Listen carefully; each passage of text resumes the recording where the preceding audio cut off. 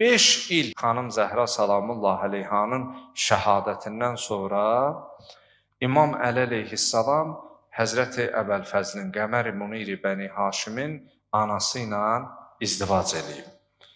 İmam Əli əleyhissalamın qardaşı Əqil nəsəbşünas idi.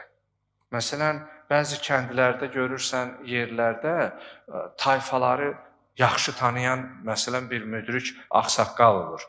Bir gün qardaşı Əqili çağırır. Buyurur, "Unzur li imra'atan qad waladethel fuhula minel arab."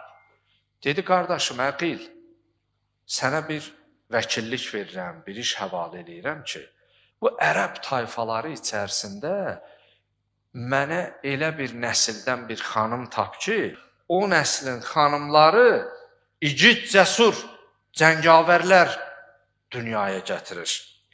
Li'ətəzəvvəcəhə fətəlidə liğulamən farisən.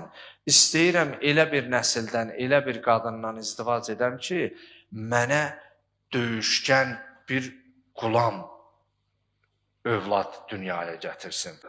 Çünki izdivac etməsi xanım Zəhra salamullah əleyhanın öz vəsiyyəti idi.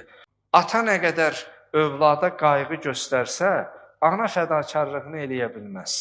Ananın fədakarlığı balıya bir başqa cürdür. Doğrudan da o dillə ifadə edilən deyil. Ona görə möhtərəm cəmaatımız, analarımız nə qədər sağdır, onların çalışağın qulluğunda duraq, onlara xidmət eləyək.